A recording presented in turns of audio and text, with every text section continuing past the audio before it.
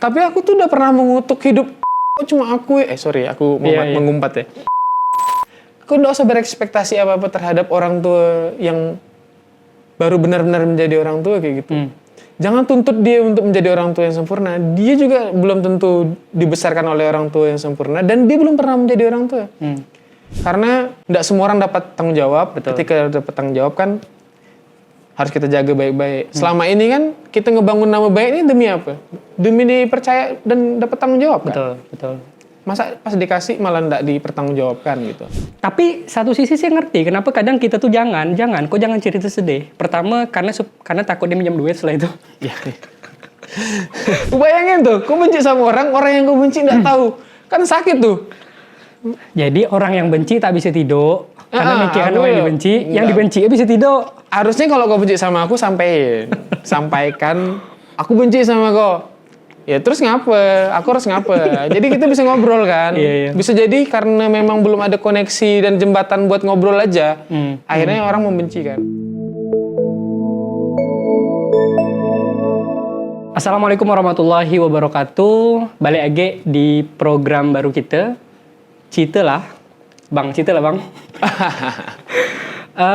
Ini adalah episode kedua dari podcast Cita lah. Dan memang podcast ini diperuntukkan untuk menggali cerita manusia yang mungkin selama ini dipendam, yang selama ini mungkin disimpan gitu, yang berharap di podcast ini bisa diutarakan, bisa diucapkan. Kenapa? Karena aku percaya kalau setiap orang tuh punya cerita gitu, setiap umur punya cerita.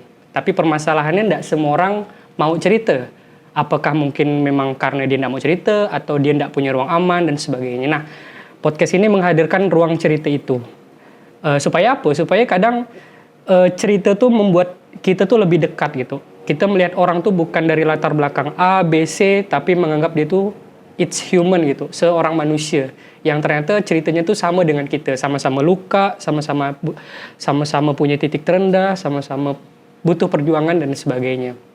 Nah, untuk episode kali ini kembali saya undang teman cerita di episode kedua, yaitu seorang, nantilah beliau kenalkan sendiri namanya ya. Kalau dari nama beliau seorang, namanya Bang Tommy Utama. Saya sapa dulu Bang. Siap, Rod, thank you. Thank you Bang. Udah lagi-lagi. Butuh perjuangan Bang ya kesini. Bukan lagi. Ya udahlah itu. Tapi Rod, gimana Rod? Oke Bang, kalau di podcast ini biasanya ciri khas kita mulai dari kartu Bang. Jadi ada kartu level 1, level 2, dan level 3. Dan setiap kartu itu kayak geprek ya? Muncul pertanyaan gitu. Tapi sebelum kartu saya mau nanya nih Bang. Abang ini termasuk tipe-tipe laki-laki yang bercerita atau laki-laki yang tidak bercerita Bang? Tapi tiba-tiba ngelakuin hal konyol gitu Bang. Tentang kayaknya kalau diseragamkan ke semua hal, tidak bisa juga lah. Kadang ada momen yang harus diceritakan, kadang harus yang dipendam sendiri, diekspresikan secara konyol kayak gitu ada ya? juga. Tergantung ya. Atau malah sebenarnya banyak orang yang cerita justru sama abang nih, kayak gitu kan? Nampung cerita orang mungkin. Nah itu sih udah pasti. Nah itu dia. Itu memang saya lebih senang mendengar. Nah nanti kita akan gali ya, explore lebih banyak tentang abang, tentang aktivitas segala macam. Sebelum jauh dari situ, saya pengen mulai dari kartu nih Bang. Ya. Jadi kita ngalir ya, ngomong santai. Ini ada kartu level 1, kita mulai dulu level 1, abang pilih satu kartu dan apapun pertanyaannya abang jawab. Level 1 apa nih? Mulai cerita. Iya. Baca Bang. Baca. Isi itu Bang. Hal apa yang paling menguras energimu akhir-akhir ini? Iya, apa tuh? Langsung.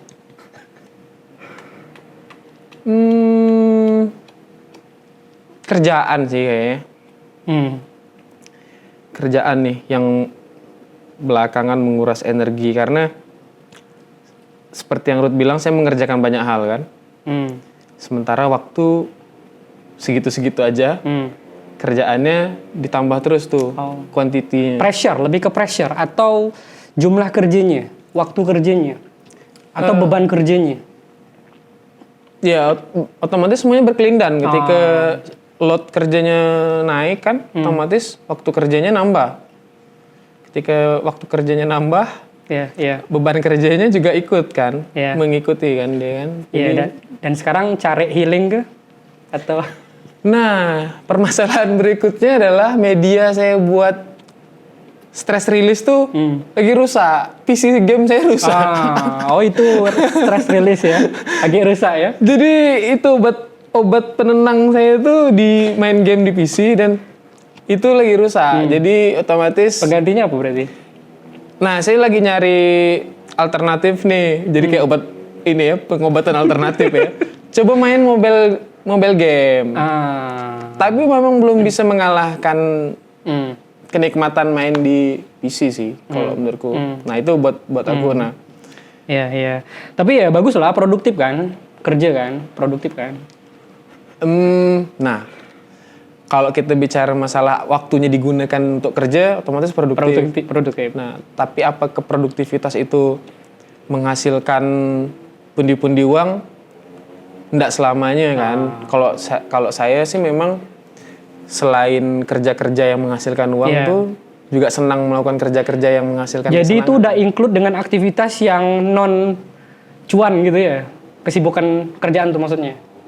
Saya nganggapnya itu kerja. Jadi lebih ke apa ya? Investasi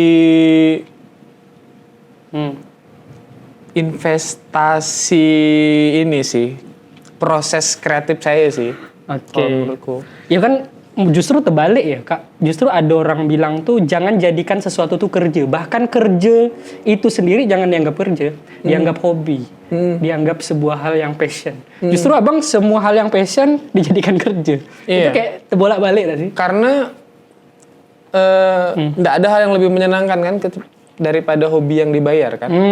Nah, sementara di titik lain nggak mungkin hobi itu bisa dibayar kalau kita nggak melakukannya dengan sungguh-sungguh. Oke. Kalau cuma kita berharap ngeband ya senang-senang tapi berharap dapat duit kan kayak apa ya? Munafik tuh. Ya nggak mungkin lah kita bersenang-senang mendapatkan uang gitu kan. Kecuali kita udah bisa mengubah mindsetnya bahwa kita ngelakukannya seperti lagi kerja, kita menghasilkan duit, tapi setelah kita melakukannya tuh, capeknya tuh nggak bikin kita stres. Oke, berarti pertanyaan berikutnya, menguras energi karena kerjaan akhir-akhir ini. Ya. What you're happy dengan itu? Ya bahagia sih. Oke. Itu kan pertanyaan selanjutnya tuh. Nah, makanya tadi tuh ada kerjaan yang menghasilkan duit, sama ada kerja-kerja yang dapat senangnya aja kan, kayak gitu kan. Dapat duitnya tuh mungkin nanti. Setelah kita ngerintisnya, kayak misal Ruth bangun channel ini, aku yakin di awal-awal, kita sama-sama pernah punya podcast lah. Iya. Apakah itu menghasilkan duit? Kan enggak. Tapi suatu saat, misalnya ini dilirik sama brand, dilirik sama sponsor, terus itu menghasilkan duit, kan setidaknya momennya itu datang, kitanya siap kan? Iya. Nah, jangan sampai momennya datang, kita enggak siap. Nah, kerja-kerja kita yang hari ini enggak dibayar nih, kan tujuannya buat ketika momennya sampai, kitanya tuh udah siap. Kalau menurutku kayak gitu. Jadi enggak semua hal itu tentang duit Bang ya? Di awal, from the beginning gitu. Aku sih orang yang percaya itu. Tapi kan ada orang yang enggak lebih semangat. Percaya itu juga kan. Ada yang duit dulu, Ya. baru semuanya dilakukan kayak gitu. Iya. Ya tergantung kondisi orang kan. Mungkin dia sama juga posisinya kayak abang. Kepengen. Cuman kebutuhannya mungkin beda gitu. Iya, prioritasnya mungkin di duit dulu nih. Enggak apa-apa juga. Iya. Wow. Oke, jadi saya nih berharap nih abang bisa bercerita lah nih kan. Nama programnya kan Cita lah bang. Cita lah bang. Layunar tuh ya. pengen nanya bang, berapa umur bang? Bulan 10 nanti 36. Oh, saya ingat pernah wawancara Bang Tom, beliau tahun lalu ya, 35 ya. Berarti sekarang masuk ke 36. Gimana bang rasanya di usia 36 tahun bang? Kesehatan. Oke. Lebih aware. Iya. Karena mudanya tuh nggak mikirin itu. Nah belakangan ini baru merasakan kayaknya ini gara-gara dulu ginilah. Jadi sekarang tuh makan udah mulai dijaga, olahraga udah mulai rutin. Biasanya kan kalau ditanya identik usia, biasanya muncul ketakutan. Dan setiap usia tuh kadang punya ketakutan sendiri. Usia 20-an punya ketakutan sendiri, 30-an punya ketakutan sendiri. Spesifik menjelang 36 ada nggak ketakutan terbesar abang di usia 36? Kau berharap jawaban yang kayak gimana nih? Kau berharap jawaban Aduh, pula saya ada harapan Bang. Kau berharap jawaban yang jujur atau dramatis atau biar konten ini menarik Podcast nih? Citela. Biar bisa jadi clippers yang bagus nih. Kau berharap jawaban yang kayak gimana? Jujur dong Bang. Jujur dong. Memang menggali sisi jujur yang mungkin tidak pernah Abang ngomongkan ke tongkrongan Abang. Gitu. Hal-hal yang Abang pendam. Kalau sama tongkrongan aku jangan aku omongkan apa gitu sama kau gitu. Tapi aku tuh udah berhenti ngeluh, Ruth. Iya, iya. Aku tuh udah berhenti ngeluh dan Masa enggak punya ketakutan? Ada dong mesti.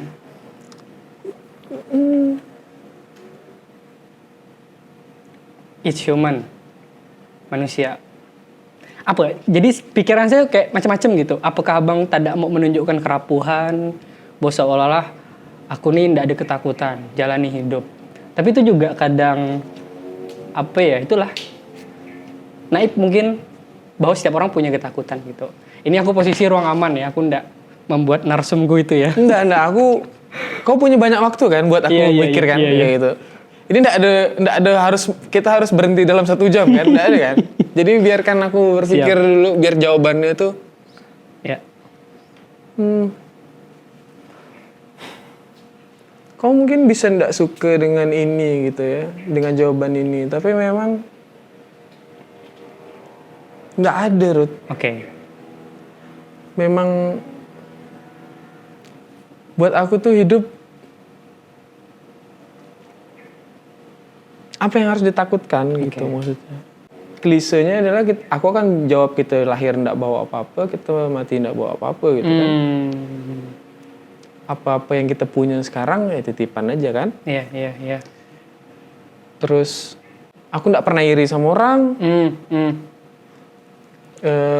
Orang punya apa aku ndak terlalu pengen gitu. Yeah. Bahkan sesuatu yang aku pengen orang punya, aku ndak merasa harusnya aku yang punya itu kayak gitu. Suatu ini lah gambarannya. Yeah. Mungkin aku pernah ngomong ini juga ke Ruth, entah di kesempatan yang mana. Kita sama-sama nabung, kita sama-sama pengen beli benda itu. Ternyata di waktu yang sama kita ke tokonya, barangnya tinggal 1. Oke. Terus kalau cuma ada 1 itu dan harus Ruth yang beli, ambil aja. Aku ndak apa-apa kok ndak punya itu. Walaupun sebenarnya kita udah nabung dengan jumlah yang sama. Dan ketemu tuh barang Tinggal 1. Dan ternyata pas sampai toko ada orang juga yang pengen barang itu. Daripada aku harus ribut sama orang itu, kayaknya mending kau aja yang punya. Karena aku yakin aku bisa menyembuhkan diri aku sendiri. Belum tentu ketika kalau aku yang punya barang itu, kau kecewa gara-gara aku bisa menyembuhkan kau. Oke. Nah, coba sama-sama kita renungkan. Kalau aku sering ngomong gitu tuh, tiap Senin tuh konten Senin aku tuh coba sama-sama kita renungkan. Tapi itu cara aku melihat hidup hari ini gitu. Oke. Aku berupaya. Upayanya aku tadi nabung, kerja keras buat punya uang buat nabung. Tapi ketika aku udah berupaya dan aku udah sampai di titiknya terus aku udah bisa beli, tapi kalau ternyata pas mau beli memang barang itu tidak bisa aku miliki, ya berarti yang atas bilang memang bukan buat kau. Oke. Ngapain harus kita? Bisa jadi itu penanda dari yang di atas. Padahal itu sisa sedikit lagi tuh untuk dapat. Iya, udah di tokonya kan. Mungkin itu jadi salah satu penanda dari atas bilang bahwa kalau kau punya ini justru mudaratnya lebih banyak daripada kau punya. Dipertemukanlah sama orang yang juga pengen tuh tadi. Ya udah. Kenapa enggak kita lihat tanda-tanda itu gitu. Jadi semuanya sudah diatur ya, Bang. Aku sih percaya itu. Mungkin ibadah aku kurang rajin, tapi aku cukup spiritual kalau menurut aku. Mungkin aku enggak religius, tapi aku udah pernah ngomong gitu juga. Hasil dari pemikiran itu melalui proses yang apa gitu? Penasaran. Apakah cara berpikir kayak gini memang udah dari 20-an, bahkan sebelum 20-an? Atau dari proses yang Abang jalani yang tidak mudah? Boleh tahu enggak prosesnya seperti apa? Momennya apa gitu? Oh, kau harus besar dengan keluarga yang broken home dulu. Kalau kita ini ya, kalau kita ngacu ke hidup aku ya. 4 tahun orang tua aku broken home, pisah. Aku diurus sama bibiku, diurus sama nenekku, sampai aku besar. Oke. Kayak gitu. Nah ini biar kau bisa ngebayangin pemikiran tadi itu lahirnya dari mana mungkin ya. Kalahnya tuh udah sebanyak apa, sampai akhirnya orang tuh bisa berpikir kayak gitu kan. Patah hatinya udah sebanyak apa kayak gitu.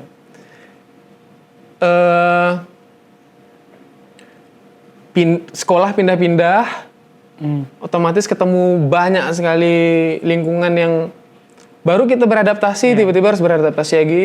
Iya. Gimana rasanya baru aja diterima di satu lingkungan, tiba-tiba kita harus beradaptasi sama lingkungan baru lagi, butuh penyesuaian segala macam. Baru kita punya kawan, tiba-tiba kita harus pindah, punya musuh baru, ya kan? Kan pasti ketemu musuh dulu tuh, baru ketemu kawan tuh. Ngelamar kerja ditolak berkali-kali, nembak cewek ditolak berkali-kali. Orang kan selalu bilang kan, wah kau sih enak, pasti enggak juga lah friend. Banyak juga lah yang nolak gitu kan. Terus mengupayakan banyak hal, terus di ujungnya ternyata memang enggak juga hasilnya bisa kita nikmatin. Ya udah, di titik itu kan akhirnya kita, ironinya hidup kan, kebijaksanaan datang bersamaan dengan masalah kan. Nah mungkin dalam hidup aku tuh udah banyak sekali masalah, udah banyak sekali kekalahan-kekalahan mungkin. Kebijaksanaan kayak tadi itu lahirnya dari situ-situ lah tuh. Pernah opname di rumah sakit 3 bulan karena sakit. Terus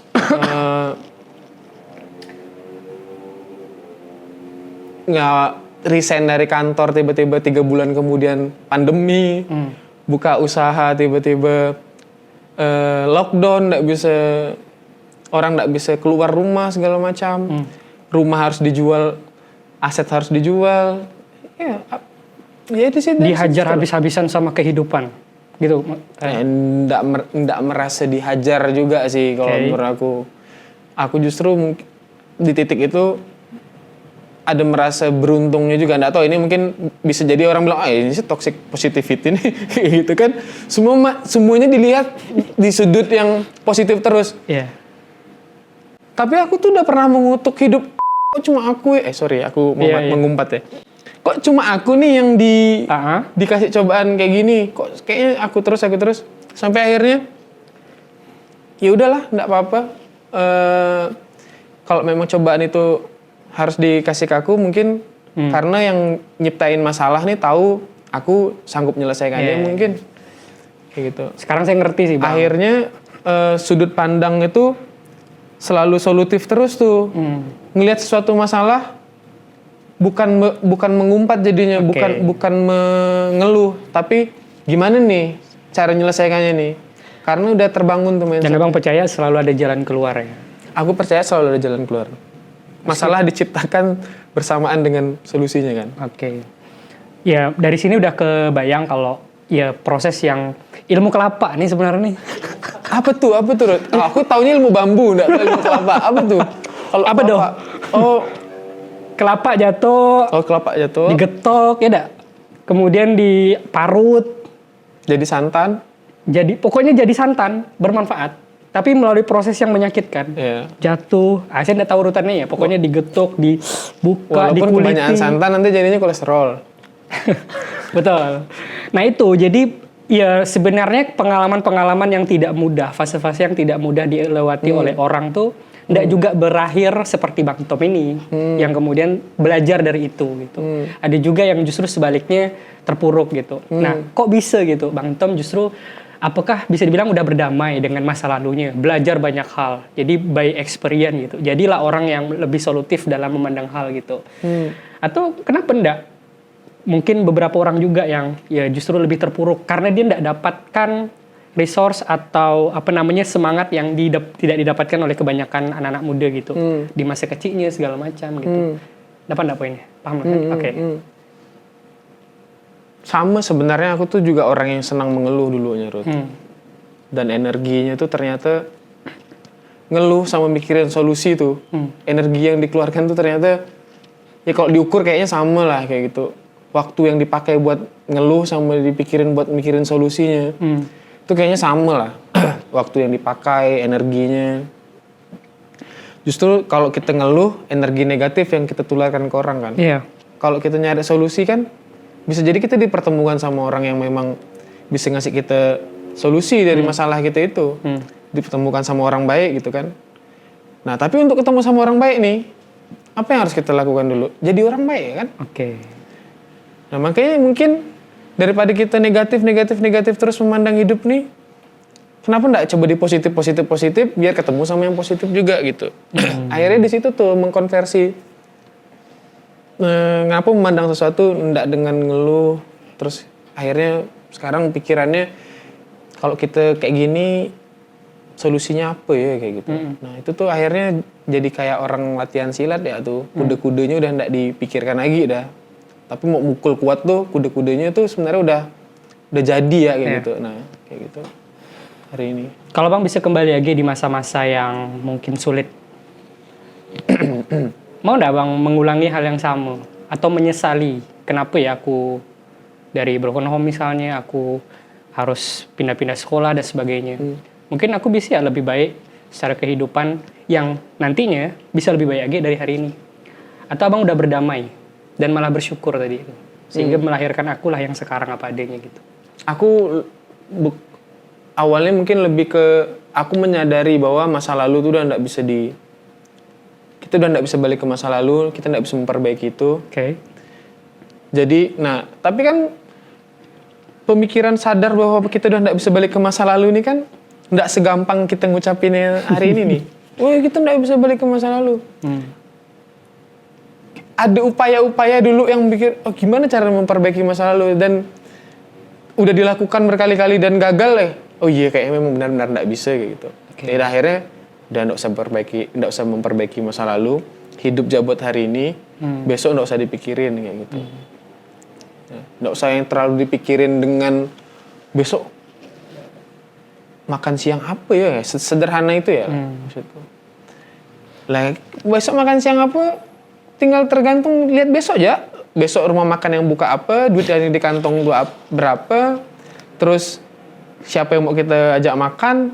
Ya itu kan ada kawan kini toko seafoodnya buka, duit kita ada. Ternyata teman yang mau diajak makan alergi seafood. Ya piye. Padahal kita udah memimpikannya dari hari ini nih. Ya udah nggak usah dipikirin sampai besok. Jadi Bang Tom yang sekarang tuh Bang Tom yang lebih tenang. Apa yang Bang Tom sampaikan kesannya tuh adalah positif dan ada sisi Bang Tom juga yang tidak positif yang waktu itu gitu, mengeluh segala macam gitu ya. Dan sampai kemudian berubah sekarang gitu. Dan sekarang lebih tenang. Iya kalau menurutku. Dan aku apa harga yang dibayar untuk perubahan? Menurut saya gitu Bang. Seseorang yang berubah, seseorang yang memilih memutuskan sesuatu, biasanya ada yang dikorbankan atau ada yang mungkin teman-teman kawan-kawan dulu yang mungkin toksik misalnya udah mulai meninggalkan kita karena kok udah beda nih, nggak kayak dulu lagi gitu. Atau dari abangnya apa sesuai pengalaman? Yang aku korbankan, harga yang harus kubayar. Iya. Aku resign itu salah satu harga yang harus kubayar, padahal mungkin secara penghasilan itu besar sekali dan apa yang aku punya hari ini setengahnya pun tidak sampai dari apa yang aku punya dulu kayak gitu kan. Itu salah satu harga yang harus aku bayar. Harus aku rela dibilang konyol, bodoh karena meninggalkan hal-hal yang seperti kayak kerjaan kayak gitu. Itu harga yang harus aku bayar.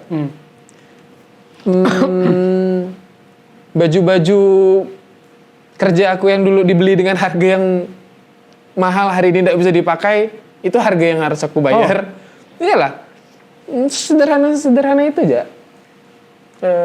Buat sampai di titik ini dan masih berlanjut lah sampai hari ini. Orang masih bilang, itulah lihat kau udah berapa tahun keluar dari kantor, kau belum bisa balik seperti kehidupan kau waktu masih kantor Nah itu harga yang harus aku bayar tuh.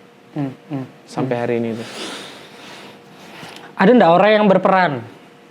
Atau mungkin karena kita podcast Cita lah ya. Petua-petua Bang. Ada nggak yang didapatkan gitu?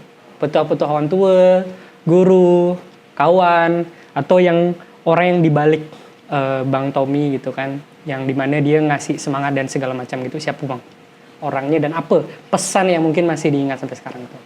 Guru saya cuma satu tuh yang saya ingat sepanjang saya sekolah dari SD sampai kuliah. Guru SMP saya, guru PPKN saya bilang, hidup nggak usah pakai gengsi. Kalau kau pakai gengsi, kau nggak akan kemana-mana. Nah itu yang saya pegang ketika saya resign. Jadi kalau orang hari ini ngeluh nggak punya kerjaan tuh banyak. Kau keluar rumah, asal kau mau kerja, asal kau nggak gengsi, ada ya kerjaan. Cuci piring nggak bisa, ngangkut pasir bisa. Tapi karena kau gengsi, kau nggak bisa ngerjakan itu gitu. Atau kerja yang di kepalanya dia tuh beda kali dengan kerja yang hari ini tersedia. Jadi kesannya kerjaan tuh nggak ada kayak gitu. Kalau orang tua saya bilang, kau boleh senakal apapun, yang penting jangan nyuri. Oke. Itu yang mungkin sampai hari ini masih saya pegang. Jadi mending hidup susah, tapi jujur, daripada nyuri, tapi hidupnya terlihat senang gitu. Apa tuh bahasa itunya ya? Kalau aku sampai hari ini itu yang masih aku pegang. Oke. Karena hidup ini kan yang paling kita takutkan kan nggak makan aja kan? Betul. Iya kan? Betul. Kayaknya hari ini kamu nggak megang duit, tapi selama besok kau yakin kau bisa makan, hidupmu kan tetap tenang lah. Jelas. Nah, kayaknya kalau kau jadi orang jujur, rasanya kalau kau masih tinggal di Pontianak, kau masih tetap akan bisa makan. Wih, mantap. Yakin aku. Tapi di kepalamu harus disederhanakan dulu ya soal makan ini ya. Jangan kau pikir makan harus ada ininya baru dinamakan makan. Berarti standarmu terhadap kerja tadi harus diperbaiki, harus kau kalibrasi ulang. Parameter kau tentang makan itu seperti apa harus kau kalibrasi ulang gitu. Dan salah satu petua lagi, kalau kita balik ke makan ya, kalau kita sama-sama Islam kan, makanlah selagi lapar, berhentilah sebelum kenyang. Kita pikir itu cuma soal makan kan? Ya. Tapi kalau sebenarnya kita tarik ke kehidupan, itu banyak hal tuh. Kerja, ya sebutuhnya ya kok kerja, nggak usah kok mati-matian kerja demi sampai kenyang. Akhirnya nilep duit, nyari, bahasa orang Pontianak nyari can tepi lah, kayak gitu. Nah kalau bahasanya cukup ya kan? Ya. Ya namanya manusia lah Bang. Gitu. Namanya manusia. Oke, kita lanjut sesi kedua Bang. Siap. Kartu kedua. Ini nih tak selesai nanti. Berapa lama dah tuh? 28 menit. Oke. Pilih Bang. Aku ngambil yang ujung. Sila. Baca Bang. Apa kesalahan atau kegagalan yang pernah kamu alami dan apa pelajaran berharga yang kamu dapatkan?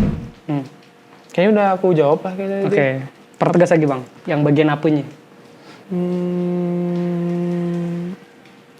Kesalahan atau kegagalan yang pernah. Abang merasa itu kesalahan. Abang merasa itu kegagalan. Kala itu ya? Kala itu. Dan mungkin orang yang tengah mengalami ya kan bisa jadi terantisipasi gitu. Dari sudut pandang gitu, Abang gitu. Banyak nih kesalahan dan kegagalan aku nih. Yang aman ya. Aku pernah dikeluarin dari sekolah, itu kesalahan. Tawuran kan. DO, keluar sekolah. Dikeluarkan dari sekolah. Keluarkan sebentar, enggak? Enggak lah. Oh, permanen. Permanen. Terus akhirnya harus pindah sekolah kayak gitu. Nah, ketika pindah sekolah otomatis kesempatan-kesempatan yang sebenarnya aku bisa dapat di sekolah pertama itu aku udah tidak bisa dapatkan. Terus aku pernah balap liar gitu kan, terus ditangkap, itu kesalahan. Aku resign dari terlalu buru-buru, nggak menyiapkan apa yang harus aku siapkan setelah cadangan gitu ya, dan dana cadangan. Itu kesalahan kayak gitu. Oke. Buka usaha, nggak dipikirkan matang-matang, bisnis plan-nya itu kegagalan. Itu sih yang paling hari ini bisa mungkin relate sama orang-orang. Dan pelajaran berharga yang kamu dapatkan, kalau menurut aku, buat kesalahan ya sih kalau menurut aku. Kenapa bang? Bukannya kesalahan dihindari? Bukan saya ya yang bilang. Mungkin saya ngambil sudut pandang orang gitu. Gimana tuh? Lakukan kesalahannya. Karena ketika kau melakukan kesalahan, positifnya artinya kau bergerak tuh. Oke. Kau melakukan sesuatu. Betul. Nah, masalahnya tuh sebenarnya bukan ketika kita melakukan kesalahannya. Tapi setelah kita melakukan kesalahan itu, responnya apa gitu. Kalau menurutku. What's next ya? Nah, memperbaiki kesalahannya Ya. atau larut dalam kesalahan itu. Ya. Nah, kalau aku mungkin setelah kita ngobrol mungkin bisa simpulkan bahwa kayaknya aku orang tipe yang memperbaiki kesalahannya dengan tidak mengulangi kesalahan itu dan ngambil intisari dari kesalahan-kesalahan itu. Lah. Nah, kayak gitu. Oke. Kalau Ruth bilang kenapa aku bisa berpikir seperti ini ya, kayaknya setengah jam ini udah bisa Ruth simpulkan banyak sekali kesalahan yang aku lakukan dan jadinya hal-hal kayak gini yang kita obrolkan hari ini. Keren. Masalahnya tidak semua orang bisa gitu. Karena ada faktor luka yang dia harus mungkin selesaikan lukanya. Maka muncul balas dendam, ya kan? Atau ya banyak lah yang berakhir tuh justru yang negatif, melukai diri sendiri, segala macam. Nah, menariknya Abang itu justru semakin menguatkan, semakin memberi apa ya? kebijaksanaan baru gitu. Kan tidak semua orang bang bisa sampai di level itu. Nah, apakah memang dari internal, dari diri sendiri yang merenung, atau memang faktor eksternal gitu? Sosok guru kah, atau buku kah? Kayak gimana gitu prosesnya? Kalau Ruth ketemu aku umurnya 20 kayaknya nyangga kali ya? Nggak bisa kayaknya kita ngobrol kayak gini kayaknya.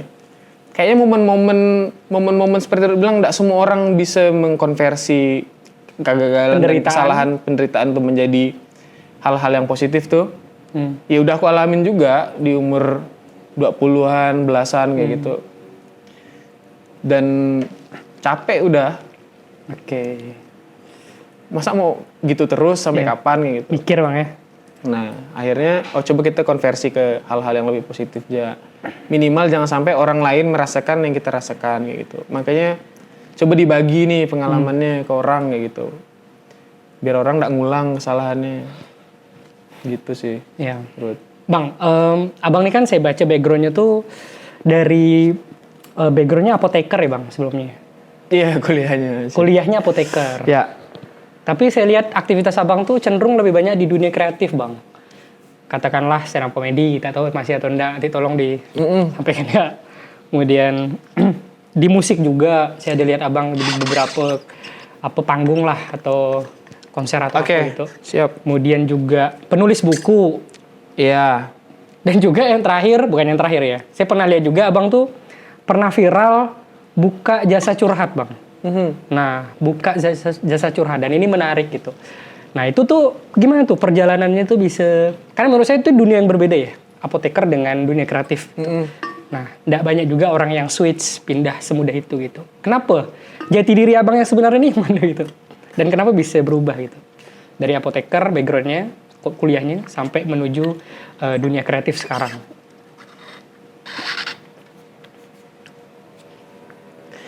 Tapi yang harus Ruth tahu, semua hal yang aku kerjakan hari ini tuh semuanya bikin aku senang. Daripada melakukan satu hal tapi menyiksa kita terus-menerus kan. Misal kau kerja kantoran nih, satu doang. Iya. Tapi tiap hari itu lama menggerogoti dirimu, makan dirimu pelan-pelan, kesehatanmu dimakan, egomu dimakan, ambisimu dimakan, kebahagiaanmu dimakan. Melakukan satu hal yang berulang kan. Tapi kau melakukan semua hal, semuanya menumbuhkanmu kan. Misalnya, kau belajar nulis, akhirnya kau bikin buku. Iya. Kau belajar stand up, akhirnya kau jadi stand up komedian yang punya show tunggal sendiri, terus public speakingnya bagus, terus dikenal sama banyak orang. Kau punya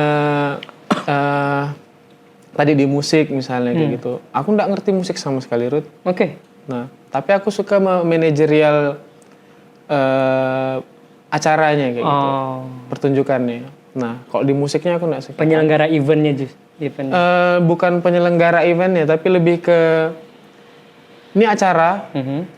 Ruth punya panggungnya mau diapain?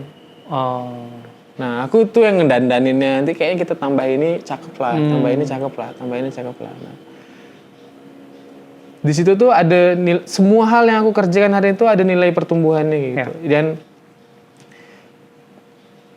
semua hal yang aku lakukan tuh pelan-pelan tuh membentuk satu senyawa baru tuh yang sebenarnya tidak saling mengalahkan, tapi dia saling menguatkan satu sama lain tuh.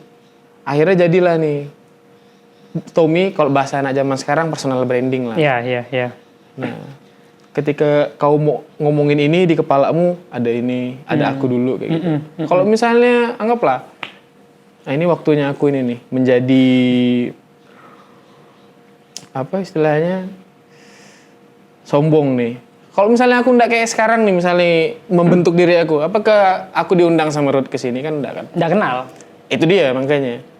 Nah, karena hal-hal yang aku kerjakan ini kan konsisten. Alhamdulillahnya. Makanya Ruth undang kan atau ya teman-teman lain undang lah kayak misal diundang TV, diundang radio segala macam.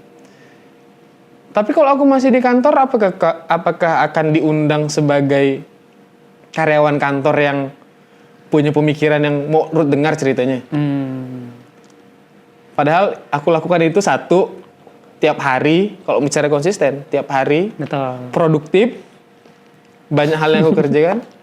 Tapi apa bedanya aku sama 1 juta karyawan lain kayak gitu?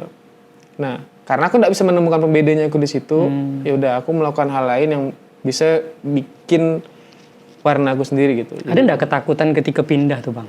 Pastinya kan, itu tuh nggak menjanjikan.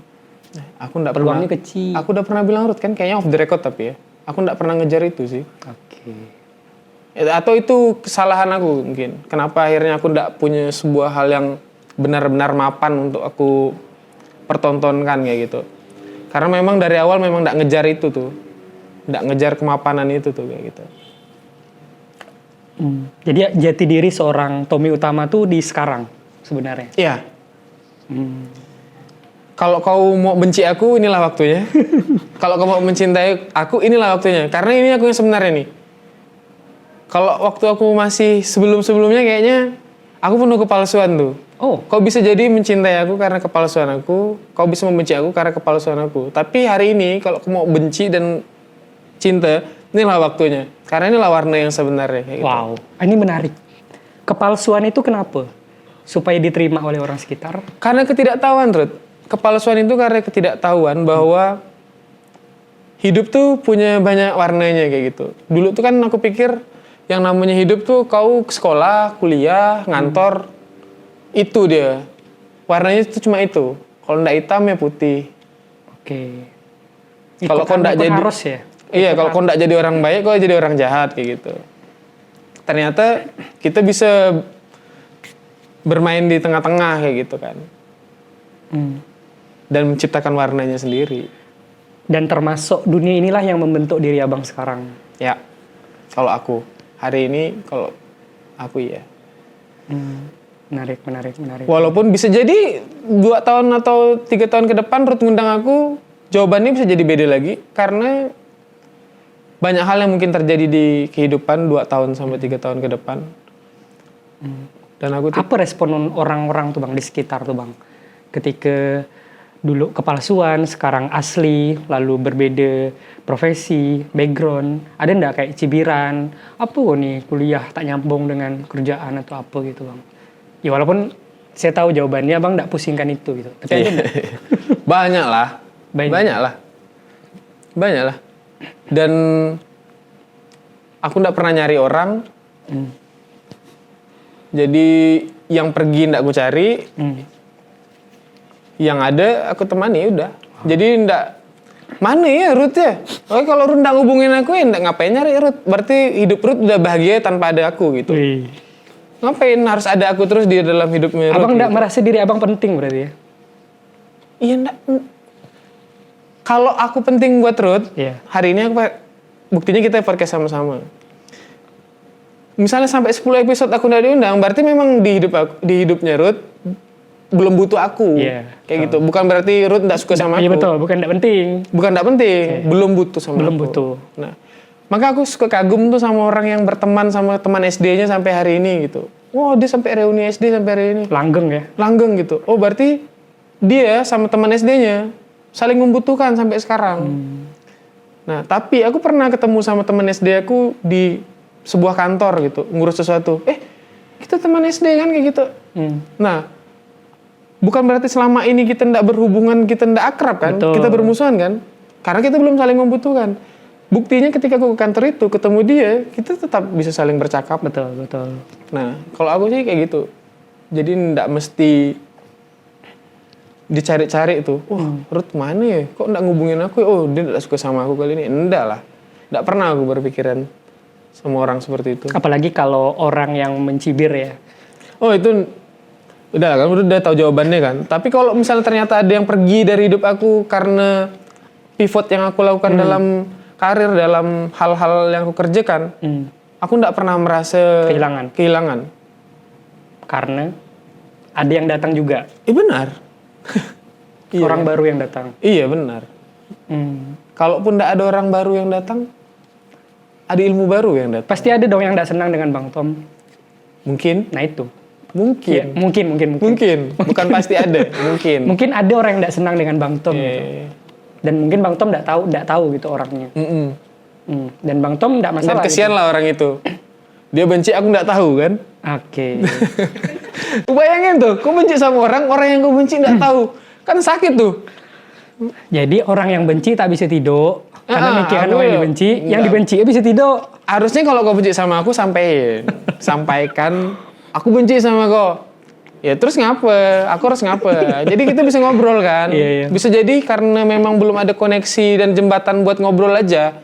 Akhirnya orang membenci kan. Ya kalau misal menurutku ya, kalau hari ini kau benci sama aku, mending kau sampaikan. Karena kalau kau diam-diam, kau nyindir, no mention, tuh ndak pernah aku pedulikan. Aku menganggap ndak untuk aku itu kayak gitu. Nah, boleh ndak? Jadi gini, soal kebencian, saya jadi ingat. Kalau kita benci sama orang, coba kita cari tahu orang itu di momen-momen lain. Anggaplah orang itu pernah diundang podcast. Coba nonton podcastnya. Bisa jadi kita akan ketemu jawaban-jawaban yang selama ini mungkin kita nggak tahu ternyata dia sebaik itu. Kita benci itu karena kita ada momen konfliknya dengan dia. Sementara ketika kita tahu kenapa kita benci dan dia melakukan itu, kita baru memakluminya. Jadi saya pernah dapat itu tuh Bang. Makanya kalau kita benci sama orang, apalagi hanya karena media sosial, kan mudah tersulut gitu ya. Coba cek orang itu, jangan dengar omongan orang dulu. Kita sendiri yang riset. Kalau dia diundang podcast, coba dengarkan ketika dia podcast. Kalau dia buat artikel, coba baca tulisannya. Bisa jadi yang selama ini kita benci kan ternyata enggak semenyebalkan itu gitu. Nah itu sih, kalau dari saya pernah dapat itu soalnya. Aku sih benci sama orang mungkin enggak. Rasanya enggak lah, sampai hari ini enggak pernah aku benci sama orang. Tapi karena perbedaan pandangan, itu sebuah hal yang wajar kan? Ya, masa kita berbeda, kita harus duduk di gerbong yang sama. Ya konyol lah. Ruth mau ke titik A, aku mau ke titik B nih, beda pandangan nih kan, beda tujuan kan, beda visi kan, beda direksi kan. Tapi aku memaksakan nih harus tetap duduk di gerbong A. Terus berharap sampai ke B kan nggak mungkin. Ya, gitu. Itu lebih ke situ sih. Energinya bukan membenci, tapi kayaknya beda nih cara kita memandang. Sampai ada bahasa kalau di tongkrongan kan, kayaknya buat kerja kita enggak lah, tapi berkawan cukup. Nah kan mungkin artinya. Tapi nyinggung tuh. Aku masuk nih. Analoginya. Tapi maksudku, kita enggak perlu sampai hidup semati sejalan sama-sama kayak gitu. Mungkin di kerjaan kita enggak cocok, kayaknya kita di teman cocok. Mungkin di bisnis F&B kita enggak jago, kayaknya kita bisnisnya media kayak gitu. Ya enggak mesti dipaksakan karena semua teman hari ini lagi main padel, kita mencintai padel juga kan. Ya kalau kita sukanya mini soccer, ngapain kita harus nyinyir orang yang wah FOMO tuh padel. Ya enggak apa-apa lah, dia sukanya lagi itu kan, kita sukanya beda. Nah itu, jadi Betul. nggak sampai ke tahap membenci. Mungkin pandangannya adalah, oh orang tujuannya di sana, aku tujuannya di sini. Nggak ketemu di situ, nggak usah dipaksakan. Nah, kayak gitu. Jadi kita bersepakat untuk tidak sepakat. Benar, agree to disagree. Dan kita duduk satu meja, dua kursi ini bukan berarti semua hal dalam hidupnya kita sepakat kan Bang? Setuju? Ada banyak hal yang kita tidak sepakat. Banyak. Sebelum ini direkord ya ajakan Ruth nggak aku iya kan kayak gitu kan. Tapi yang membuat kita tidak konflik karena kita lebih lihat kesamaannya lebih banyak Setuju? daripada perbedaannya. Iya. Nah, untuk sampai ke tahap kebijaksanaan itu kan belum tentu semua orang udah sampai kan ilmunya kan kayak gitu. Buat nemukan samanya tuh di mana, Bah? Kayak kita nengok pemerintah nih, misalnya bikin kebijakan kayak gitu kan. Oh, kayaknya yang pro sama yang kontra di kolom komentar tuh saling berargumen kan. Seolah hidup dan mati gitu ya. Padahal kan sama-sama pengen Indonesia baik nih. Betul. Kenapa enggak benang Tujuannya. merahnya di situ kayak gitu? Kenapa udah gitu keributannya nanti sampai ke personal Ya. tuh udah. Nah, itulah. Keluar grup. Nah, itu kayak gitu-gitulah. Kenapa enggak coba kita cari kesamaannya kayak gitu. Oke, menarik Bang. Oke Bang, kita masuk di sesi ketiga Bang. Ya. Jadi ini kartu Terakhir. level ketiga terakhir cerita terdalam. Nah, Oke. sila Bang. Udah. Tadi udah di sana, kita ambil di sini. Kayaknya pertanyaan-pertanyaannya Betty sama 1, 2, 3 nih. Hal apa yang membuat semua ini terasa berat tapi tetap kamu jalani? Boleh nggak aku ambil Boleh. yang lain? Kayaknya ini kurang lebih sama. Kayak pertama tadi mungkin ya. Nanti secara orang nonton nggak seru nih. Oh nih, kapan terakhir kali kamu benar-benar bahagia? Wah ini bisa aku jawab dengan cepat nih. Waktu anak pertamaku lahir. Oke. Oh itu nggak ada kebahagiaan hari ini yang melampaui itu. Seberbahagia apa tuh Bang? Boleh di Belum. kata-kata kan? Sampai aku bikin tulisan di buku tuh jatuh cinta paling cepat tuh ketika seorang bapak ngeliat anak perempuannya lahir. Jatuh cinta paling cepat tuh. Karena begitu dia lahir tuh kita langsung tuh. Ekspresi waktu itu apa? Nangis gitu. Emosinya apa? Bentuk emosinya, ekspresinya. Nggak sampai nangis sih. Nggak sampai nangis. Nggak sampai nangis sih, Ruth. Tapi aku tahu gimana ya. Ini kalau aku menggambarkannya pakai metafora kayaknya terlalu mengada-ada lah. Apa bahasa orang tuh kayak ada kupu-kupu di dalam perutnya tuh. Iya kan? Bisa nggak Ruth membayangkan ada desiran itu, ces gitu. Gimana ya ngegambarkan ekspresinya ya itu. Tapi semua orang yang pernah jatuh cinta rasanya pernah ngerasakan desiran itu di dadanya lah. Ketika dia ngeliat orang yang yang dia suka, gitu. Ser. Betul. Nah itu tuh, itu tuh. Nah ser itu, rasa ser tadi itu, bunyi ser itu di dada. Aku nggak pernah ngerasakannya secepat itu terhadap perempuan. Oke. Dari banyaknya perempuan yang pernah aku temui gitu. Nah, aku kan perempuan yang pertama. Betul. Dan itu tuh, wah sebahagia itu ya ternyata ketika anak perempuan. Ini mohon maaf Bang, karena nunggunya lama. Enggak. Atau memang ya abang pribadi yang merasakan itu? Enggak lama nunggu. Enggak ya? Enggak, Oke. aku nikah bulan 1, bulan 11 anakku lahir. Oke. Dan ya aku belum pernah ngerasakan jatuh cinta seperti itu, Ja. Sebahagia itu. Sebahagia itu kayak gitu. Dan kayak enggak ada ekspektasi apa-apa. Enggak punya ekspektasi apa-apa, jatuh cintanya tulus. Enggak punya tuntutan apa-apa, kok enggak harus menjadi apa atau kayak gimana. Jadi benar-benar pure. Udah, ini ada manusia, lahir dari manusia, dan dikasih buat aku gitu. Itu kan sebuah hal yang Iya. romantis tuh. Apa hal yang lebih romantis daripada proses kelahiran anak perempuan?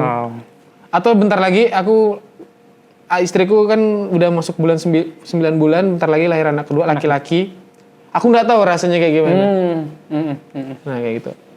Tapi jawaban ini adalah berarti anak aku bulan 11 9 tahun, berarti sekitar 9 tahun yang lalu. Kapan terakhir kali kamu benar-benar bahagia? 9 tahun ya. 9 tahun yang lalu. Sisanya aku belum pernah sebahagia itu. Gimana rasanya jadi bapak? Kan itu anak pertama. Dan di-trigger di momen yang sebahagia itu. komitmennya apa yang berubah, mungkin hal-hal yang buruk ditinggalkan atau apa gitu. Sebenarnya buat aku dan mungkin buat orang tua yang lain tuh, nggak ada yang berubah terhadap hidupmu kayak gitu. Oke. Yang berubah tuh ekspektasi orang terhadapmu. Sekarang kok kan orang tua, masa kok kayak gini? Ya emang kita semua pernah jadi orang tua sebelumnya belum? Ya nggak ada lah. Kau nggak usah berekspektasi apa-apa terhadap orang tua yang baru benar-benar menjadi orang tua kayak gitu. Jangan tuntut dia untuk menjadi orang tua yang sempurna. Dia juga belum tentu dibesarkan oleh orang tua yang sempurna dan dia belum pernah menjadi orang tua. Beda halnya kalau misalnya kita pernah melakukan sesuatu bagus, terus kita melakukan lagi jelek, orang boleh komplain loh. Kok bikin yang berubah? ini jelek? Lah ini sementara kita belum pernah melakukannya. Terus diekspektasikan sama orang kita harus sempurna, kau harus gini, harus gini, harus gini. Ya aku juga nggak tahu besarin anak aku ketika dia 9 tahun nanti harus kayak gimana. Ilmunya, gitu. cara Ilmunya kan didik. aku nggak tahu. Ya kita bisa baca buku, dengar ceritanya orang, tapi ngejalanin secara langsung kan itu masalah yang tersendiri lagi kayak gitu. Nah, menurut aku kalau pertanyaanmu apa yang berubah ketika kau menjadi orang tua? Nggak ada. Hidup aku berjalan seperti biasa aja. Dengan tanggung jawab seperti manusia pada umumnya, pada umurnya kayak gitu. Ya harus kerja, nyari duit. Sekarang ada yang nambah yang harus kita nafkahi kayak gitu. Itu normal, semua berjalan seperti itu. Nah, ekspektasinya orang nih yang justru kau udah umur segini, anak udah mau 2. Iya. Tunggu dulu, maksudnya jangan. Paham. Aku juga menyadari itu, nggak usah kau ingatin maksudnya. Kok anak kau udah umur 2? Iya, aku tahu. Aku yang buat kok gitu. Kayak kelihatan Bang Tom santai benar gitu. Padahal udah jadi bapak gitu. Anak udah berjalan berapa tahun juga gitu ya. Iya. Itu maksudnya. Tapi ya enggak apa-apa sih orang mengingatkan. Iya kan niatnya Bang. Iya, mengingatkan. Tapi kalau menjawab pertanyaan itu enggak ada yang berubah. Karena sadarilah bahwa aku orang yang bertanggung jawab terhadap hal-hal apapun yang aku kerjakan. Aku justru lebih tidak mau lagi melalaikan tanggung jawab yang dikasih ke aku kayak gitu. Itu yang sebenarnya harus orang sadari dalam hal apapun. Mau itu kerjaan, mau itu di keluarga. Itu Bang pegang ya? Iyalah. Karena tidak semua orang dapat tanggung jawab. Betul. Ketika dapat tanggung jawab kan harus kita jaga baik-baik. Selama ini kan kita ngebangun nama baik ini demi apa? Demi dipercaya dan dapat tanggung jawab kan? Betul.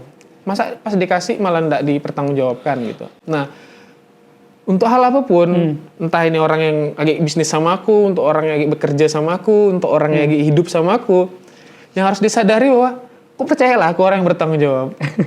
Karena tidak banyak hal yang aku punya, ketika aku punya pasti akan aku jaga. Gitu. Aku gampang melupakan sesuatu, tapi kalau aku ingat, berarti itu penting buat aku. Gitu. Nah, tidak semua hal aku ingat, tapi ketika aku ingat susah aku lupain. Tidak semua hal aku kerjakan, tapi sesuatu hal kalau aku kerjakan, pasti aku kerjakan dengan sungguh-sungguh. Dan itu investasi bisa jadi itu. Nah, seperti yang Ruth bilang, banyak kerjaan yang kita balik ke percakapan awal. Iya. Berarti udah nemu di ujung nih nanti. Kalau kita udah balik ke percakapan awal. Dari banyak hal yang aku kerjakan, yang aku tolak tuh lebih banyak, Ruth. Berarti tawaran tuh banyak. Banyak sekali. Dari iklan, dari film, dari MC.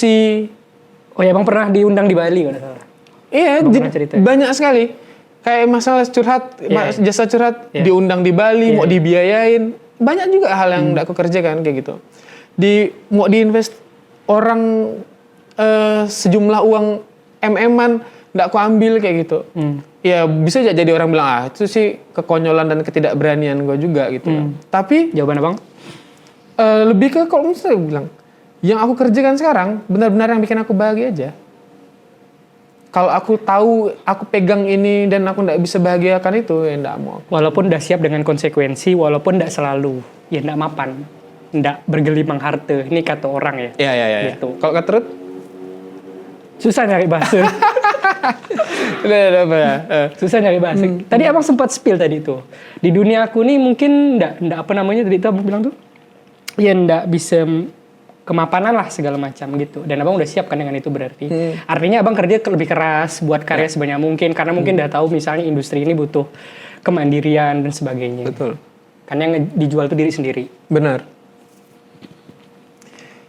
Kalau aku bilang aku siap nggak mapan tuh, orang akan bilang, kok laki-laki nggak punya ambisi sih gitu kan? Ya kan? Nggak realistis. Nggak realistis gitu kan? Tapi kalau misalnya, kadang nih yang anehnya nih, Rut. Orang yang ngomong gini nih, ibadahnya lebih rajin dari aku, Rut.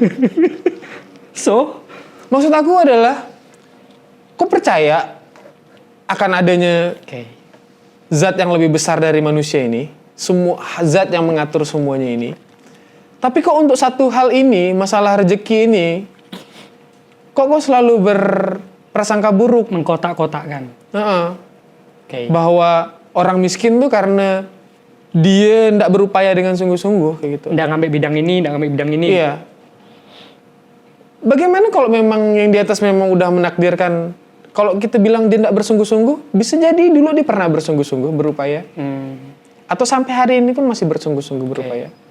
Maka sampai ada yang bilang kalau memang kerja keras itu bikin kaya, ya tukang kaya semua pasti. Kalau agama bikin kau kaya, pasti ustadz kaya semua pasti. Ya kan ternyata kan ndak semuanya kayak gitu kan. Ya memang tergantung yang di atas. Kalau aku untuk orang hal rezeki nih, udah aku gaspol sama yang di atas aja. Aku percayakan. Ini bukan pasrah lalu ndak bergerak kan? Enggak lah. Disclaimer kan? Enggak lah. Harus ditambahkan Bang berarti ini. Ya, enggak lah. Tapi menyandarkan semuanya pada agama juga jangan juga. Maksudnya kayak kita pernah bahas ini lah di off the record bahwa nanti kau kerja aja sungguh-sungguh, nanti biar keikhlasanmu dibayar sama. Ya enggak boleh juga kayak gitu. Ini Jangan juga kau pakai agama sebagai landasan untuk menenangkan hati orang padahal kau enggak sanggup membayar kewajiban dia sebenarnya. Iya. Misalnya hak dia enggak dibayar. Iya, misalnya kau ngajar nih, Ruth. Ya, itu beneran ngajar ya? Di sebuah instansi. Terus ini boleh disekiarkan enggak disekiarkan dong. Terus gajinya menurut kau enggak layak buat di Jangan saya. Atau aku Aku kerja di sebuah perusahaan. Disuruh lembur tiap hari. Aku nih kerja di perusahaan. Aku memang kerja di perusahaan dulu. Disuruh lembur tiap hari. Terus ikut lomba misalnya biasanya ada lomba antar karyawan terbaik segala macam. Ikut menang. Nominasi betul. Nah, terus disuruh ngejar target yang nggak realistis kecapai. Terus lantas nilai di ujungnya misalnya tetap buruk gitu. Hanya karena kau nggak bisa ngejilat bos misalnya, kayak gitu misalnya. Terus ada satu orang nih yang ibadahnya luar biasa rajinnya, terus menenangkan, udah tenang, nanti biar dibalas sama yang di atas. Ini nggak bisa kayak gitu lah, friend. Tetap harus kita gugat lah bos kita, kayak gitu. Iya. Harus tetap kita sampaikan lah ke dia gitu, bahwa kita udah bekerja keras, kita udah loyal. Masa aku sandarkan semuanya sama balasan dari atas kayak gitu. Ya, terus upayamu untuk memperbaiki keadaan ini apa bos kayak gitu. Tapi dalam Quran tuh ada, Bang. Nah, ini aku suka nih. Karena aku enggak jago. Artinya sih. Allah tidak mengubah suatu kaum. Ya. Sebelum kaum itu mengubah dirinya sendiri. Ya, oke nih. Kita ini enggak apa-apa ya, agak banyak. Kita udah mengubah diri kita menjadi lebih baik. Udah belajar menerima. Tapi masa kita enggak boleh menyampaikan ke orang yang membuat kemalangan dalam hidup kita ini juga ikut berubah kan. Misalnya, ya diubahlah sistemnya biar lebih manusiawi. Bisa jadi aku kuat menerima cobaan ini di kantor ini. Tapi belum tentu yang lain kuat kayak gitu. Nah, kenapa enggak coba kita bikin sistemnya yang lebih sehat buat semuanya. Jadi nyaman buat semuanya kayak gitu. Jangan enggak semuanya udah tenang, nanti biar yang atas yang kita mungkin hari ini duitnya enggak cukup, tapi pas kita butuh apa-apa, ada aja nanti. Enggak bisa kayak gitulah. Oke. Ya itu tuh apa ya? Kalau bahasa psikologinya tuh defense of mechanism mungkin. Abang mungkin pernah dengar ya? Aku pernah dengar. Walaupun itu enggak tahu itu yang bagian defense of mechanism atau bukan gitu. Aku pernah dengar coping mechanism. Iya. Kalau defense mechanism. Itulah coping mechanism, defense of mechanism. Kalau coping of mechanism tuh positif. Ya. Kalau defense of mechanism tuh saya nggak tahu positif negatif, tapi ada negatifnya juga. Nah kayak gitu. Membuat hatinya jadi nggak panik lagi dengan kata-kata yang dia ungkapkan gitu. Bang, boleh nggak nyinggung sedikit tentang jasa curhat tadi, Bang? Boleh. Kita punya banyak waktu kan? Jadi abang ini kan apa ya? Pernah viral nih, masuk TV. Iya. Karena unik, buka jasa curhat. Pertama, emang orang ini kesepian, nggak punya tempat cerita. Yang kedua, gimana rasanya jadi tempat curhat orang-orang? Kan tempat curhat artinya cerita. Cerita tuh bawa emosi dan abang nampung itu semua. Gimana tuh rasanya? Biar ada konteksnya kita ngobrol. Iya. Jasa curhat itu pertama kali aku buat karena awalnya tuh aku sering bikin Q&A di Instagram kan. Awalnya kawan-kawan doang tuh yang nanya tentang kehidupannya. Sampai ngajak ketemu, ngobrol curhat. Kayak misal Ruth, Bang, boleh nggak kita ketemu? Kayaknya butuh lebih intens kayak gitu. Oke. Awalnya di lingkaran-lingkaran yang lebih dekat ya kan. Kenal gitu. Bisa di satu ke warung kopi yang sama, tempat biasa kita duduk. Sampai akhirnya tuh bolanya makin liar tuh. Makin banyak orang yang nggak aku kenal yang nge-DM. Terus, oh ini bahaya nih. Bisa jadi bumerang nih buat aku nih. Karena makin banyak yang nggak aku kenal. Curhat segala macam. Dan nggak bisa ku filter dah yang mana benar, yang mana bohong, yang mana caper doang. Bukan abang yang mencitrakan atau membranding, mempromosikan, bukan? Bukan. Awalnya dari Q&A doang. Nah, ketika bolanya udah makin lebar kayak gitu, pasarnya udah makin lebar kayak gitu, wah nggak bisa nih. Ini harus kayaknya dibikin regulasi. Nah, dibikinlah regulasi. Adalah jasa tadi tuh. Panas kuping Berdasarkan namanya. permintaan tuh. Panas kuping filternya pakai berbayar. 2 jam 50.000. 2 jam 50.000. Nah, setidaknya kan itu ngefilter orang yang awalnya cuma iseng-iseng. Iya. Jadi orang yang serius. Orang buktinya dia rela ngeluarkan duit buat melakukan itu kan. Kalau yang iseng-iseng mah biasanya malas dia ngeluarin duit kan. Nah, ngefilter itu awalnya. Ternyata tetap Berlanjut. ada tuh yang pakai jasanya. Diberitakan lah sama salah satu media. Media Pontianak dulu awalnya. Dia terafiliasi sama media yang di Jakarta, di pusat. Makin lebar, diberitakan ulang sama salah satu platform media juga, tapi digital. Yang besar lah. Followersnya udah jutaan. Influencer? Enggak, akun media. Oh, akun media. Tapi dia media digital. Oke. Nah, itu followersnya udah jutaan. Nah, itu tuh yang bikin bolanya glindingnya jadi makin besar tuh. Diundang sama radio, diundang sama TV nasional ya. Iya. Dan itu akhirnya justru niatnya ngefilter orang buat semakin kecil. Iya. Viral itu tuh bikin media makin besar. Nah, aku nggak mau. Nggak kebayang ya bang sebelumnya ya. Aku nggak mau. Oke. Aku kan niatnya pakai bayar tuh justru biar makin kecil ruangnya. Di boosting pakai viral itu tuh jadi makin besar. Aku nggak mau. Jadi justru menghilangkan esensi awal aku bikin. Jadi berbayar tuh tujuannya supaya terfilter tadi. Benar. Sehingga makin kecil nih yang serius. Betul. Nah, ketika itu viral, masa harganya mau dinaikkan jadi 500.000? Walaupun outputnya permintaan jadi banyak, jadi kenal Bang Tom, jadi pengen juga nih. Benar. Tapi buat aku, ini udah geser nih. Justru Bang Tom nggak happy dengan viralnya justru. Enggak. Buat aku enggak. Oke. Dan bukan itu tujuan aku ngebuat buat jasa bercerita ini. Dan kalau Ruth tanya, nampung cerita orang kan nampung emosi. Nah, itu kayaknya salah satu superpowernya aku tuh. Abis orang cerita itu tuh nggak aku bawa tidur. Oke. Selesai cerita udah selesai lah. Nggak ada yang kesedihannya nggak ngikut di aku, kebahagiaannya nggak nyantol di aku, kebingungannya juga nggak sampai di aku gitu. Itu udah abang sadari ketika memang buat ini gitu. Benar. Oke. Jadi itu superpower aku kayaknya. Makanya diomong jelek sama orang pun kayaknya aku udahlah kayak gitu. Dipuji orang juga enggak, ya udahlah kayak gitu. Itu curhatnya harus ada solusi ke bang dari abang.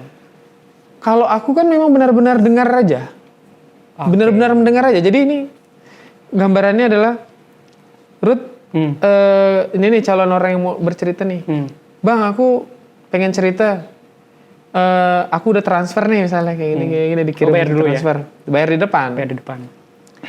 Bikin appointment bisa nggak bang? Via telepon, bisa tanggal jam segini gitu. Udah, Bang, aku mau cerita gini. Oh gitu, oh iya. Aku cuma ngerespon aja.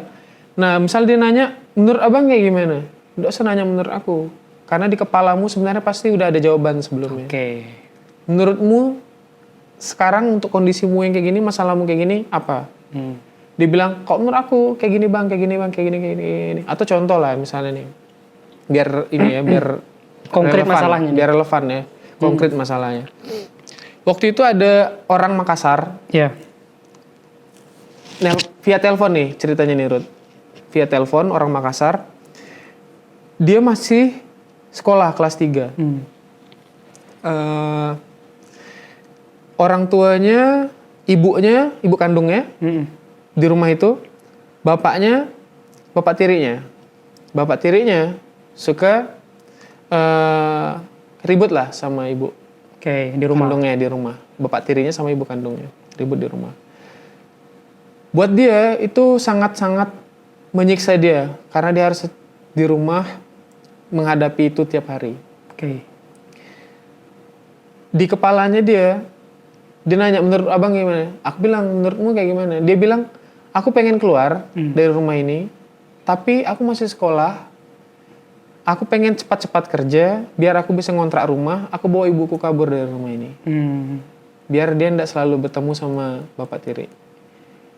Nah, menurutku itu sebuah jawaban yang bagus. Kenapa tidak dikerjakan? Ngapain harus nanya sama orang lain yang sebenarnya juga tidak pernah ngalamin masalah itu gitu. Akhirnya berjalan waktu, dia lulus, dia nge-DM. Oke. Bang, aku udah lulus sekolah, aku kerja sekarang walaupun tidak besar penghasilannya, tapi aku udah bisa ngontrak rumah dan aku udah berhasil bawa ibuku keluar dari. Nah, maksudku sebenarnya solusi dari masalahnya orang yang cerita tuh sebenarnya dia udah ada di kepalanya, cuma butuh dorongan buat melakukan aja. Oke. Dan aku fungsinya sebagai orang yang mendengar cerita, nggak ngasih solusi apa-apa sebenarnya. Cuma memberi gambaran bahwa apa yang dia pikirkan, itu sebenarnya udah benar. Atau yang kasus lain, dia mau pisah sama pasangannya. Karena suatu hal masalah di keluarganya lah kayak gitu. Nggak ada hak aku untuk menahan dia untuk nggak berpisah sama pasangannya. Karena di kepalanya udah pengen melakukan itu. Cuma yang bisa aku lakukan adalah ngasih gambaran kalau kau berpisah sama pasanganmu, kehidupan akan seperti ini. Tapi kalau kau tetap, kehidupan akan seperti ini. Pilihannya tetap ada di dia, bukan dia. Bukan intervensi bang ya? Ya.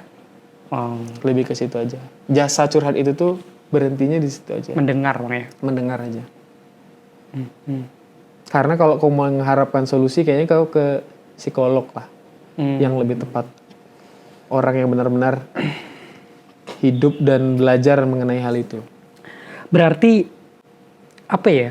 Apa yang sebenarnya dicari manusia nih bang? Orang-orang nih diterima, didengar, dihargai atau apa sebenarnya? Dari yang abang sebenarnya dengarkan dari mereka itu. Kebutuhan manusia tuh. Dianggap ada. Sakit ya kalau nggak dianggap ada ya. Nggak ada ya. Kenapa aku bilang dianggap ada? Kenapa dia cari orang yang pengen mendengar? Artinya sebenarnya selama ini tuh dia udah ngomong. Tapi nggak ada yang dengar. Artinya kan dianggap nggak ada tuh sama orang. Yeah. Perasaan diabaikan dan tidak dianggap ada itu kan menyakitkan. Menyakitkan bang. Menyakitkan. Makanya orang menurut aku tuh yang dicarinya dianggap ada.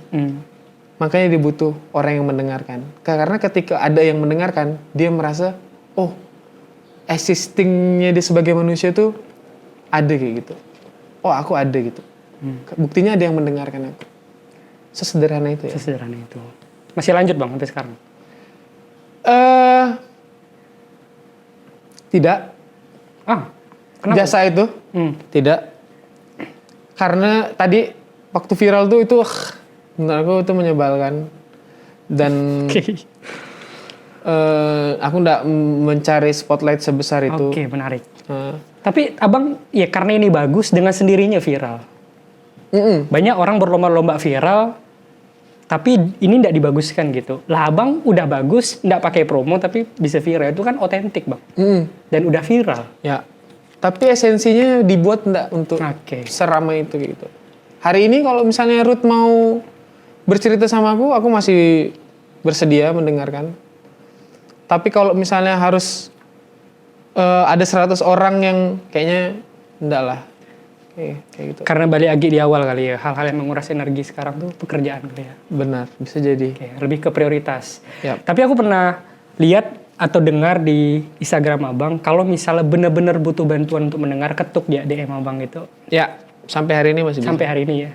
Tapi muat menjadikan itu sebagai jasa yang diperjualbelikan, kayaknya aku udah enggak mau. Udah enggak mau ya. Walaupun bayar mahal gitu bang. Enggak mau. Bukannya itu dibutuhkan nih bang. Saya pernah undang seorang psikiater. Beliau menyampaikan bahwa data tenaga kesehatan, which is psikiater, psikolog, dengan defisit. masyarakat itu beda jomplang. Dengan ada abang kan terbantu. Benar. Orang-orang yang mungkin nganggap kalau psikolog masih mahal, segala. Apalagi sekarang tuh. Itu kan masalah profesinya mereka kan. Iya. Kenapa kayak gitu. Tapi kebaikan loh bang. Iya, tapi maksudnya kalau kau hari ini masih butuh aku masih ada di situ gitu. Tapi buat aku menyiarkan dan memperjualbelikannya, masang spanduk tuh kayaknya enggak gitu. Iya.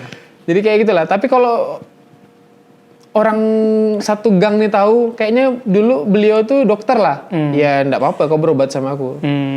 Tapi kalau misalnya harus aku pasang pelang dokter di depan rumah aku, kayaknya aku udah enggak gitu. Paham. Nah, itu analoginya. Siap. Lebih ke situ kayak gitu. Jadi setelah mendengar banyak cerita orang tuh, itu juga yang membuat abang tuh jadi banyak belajar gitu melalui pengalaman orang. Iya, akhirnya dapat kemewahan itu kan, nggak perlu ngalamin, tapi kemewahan. Ikut merasakan. Kemewahan. Ya, kalau menurut aku sih itu kita tahu masalahnya tanpa harus merasakan masalahnya itu adalah sebuah kemewahan. Ya. Buat tahu rasanya. Setuju. Masalah itu tuh apa? Cukup dari dengar cerita orang.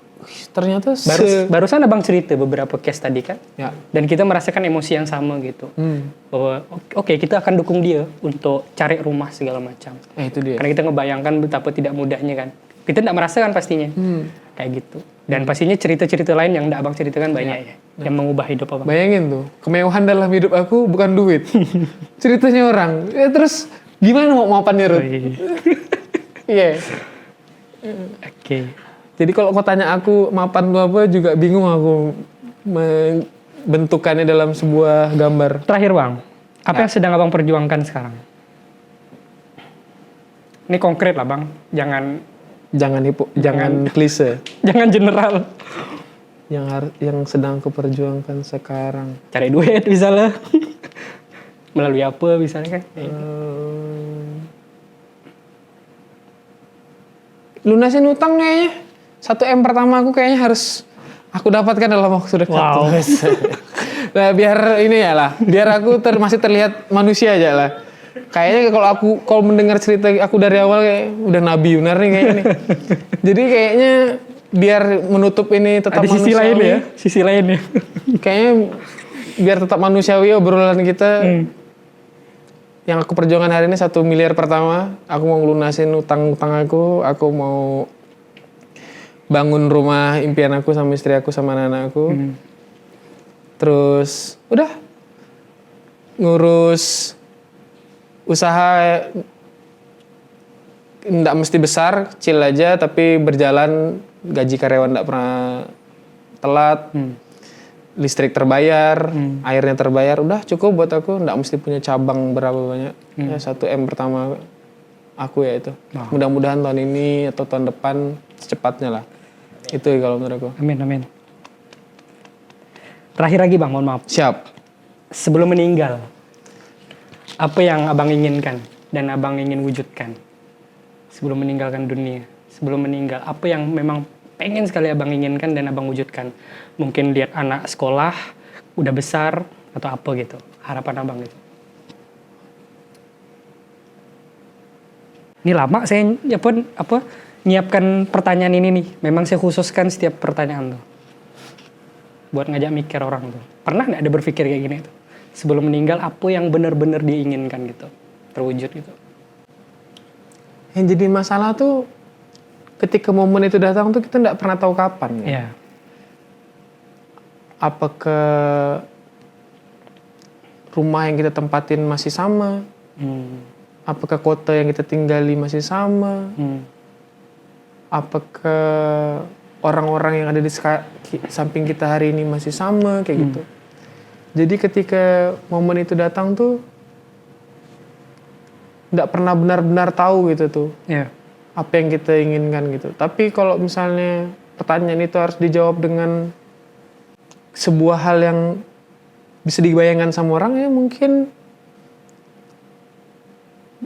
bukan karena sakit dan orang-orang yang aku sayang itu masih ada semua. Kayak gitu. Lengkap. Balik lagi, apapun yang kita kerjakan, semua yang dilakukan itu untuk keluarga Bang ya. Untuk orang rumah. Ya. Mudah-mudahan sih momen itu datangnya 40 tahun lagi lah. Nggak usah cepat-cepat terus. Dan semua istriku masih sehat. Kita umurnya sama, anak aku udah tua juga, dia udah mungkin jadi nenek-nenek juga, 40 tahun kan. Itu berarti udah 50. Iyalah, sekitar 9 tahun, 49 ya. Mungkin dia udah punya cucu juga. Aku udah punya, berarti aku ketemu sama cicitku kayak gitu. Nah, itu sih. Yang perlu kau aminkan tuh bukan momennya, tapi 40 tahun. Amin. Itu sih kalau menurut aku. Bang, thank you ya, makasih ya. Saya nggak tahu ini udah jujur atau belum, udah seterbuka atau belum. Kan aku udah bilang sama kau hari ini, kalau kau mau mencintai aku, hari inilah dia ini aku yang sebenarnya. Nggak ada appreciate. Cuma memang sorry kalau misalnya apa yang kau tanyakan untuk sampai ke jawabannya, aku selalu ngasih konteks di depannya dulu gitu. Biar nggak kesannya kok orang ini ngomongnya kayak gitu. Karena nggak semua orang tuh siap untuk nerima cerita sedih Bang. Saya tuh gini, kadang kenapa ada orang yang ngejudge orang yang mau cerita sedih? Karena dia menganggap kalau orang cerita sedih itu tuh adalah dia menceritakan seluruh hidup dia sedih. Padahal enggak. Cerita sedih dia itu adalah part of life gitu. Momennya dia aja gitu. Nah, tapi satu sisi saya ngerti kenapa kadang kita tuh jangan cerita sedih. Pertama karena takut dia minjam duit setelah itu. Yang kedua, dia tuh sedih terus. Sedih terus. Ketemu aku nih sedih terus aja tuh, dia tuh nggak mau kawan dia tuh hidupnya sedih terus gitu kan. Tapi di ujung, mudah-mudahan ada yang nonton sampai ujung. Percayalah, dari banyaknya hal buruk yang terjadi dalam hidup aku, hal baiknya juga banyak. Mungkin lebih banyak. Tangan-tangan Tuhan ya. Dalam bentuk yang nggak tahu lah aku. Betul. Itu sih kalau menurut aku. Bang, makasih ya. Sama-sama Ruth. Jadi mudah-mudahan nggak bosan. Aman. Nanti kita lanjut lagi dengan obrolan yang lain. Siap. Oke, itulah program Citelah podcast kedua ini. Memang kita berupaya untuk menghadirkan cerita-cerita balik lagi. Mungkin kita nggak kenal siapa narasumber yang kita undang, yang kita hadirkan, tapi ceritanya terasa dekat dengan kita. Dan mudah-mudahan dari cerita itu kita saling menguatkan, saling berempati, bersimpati bahwa ya kita sebagai manusia yang sama-sama berjuang. Nantikan episode selanjutnya, dan Melayu TV, kita serumpun. Assalamualaikum warahmatullahi wabarakatuh.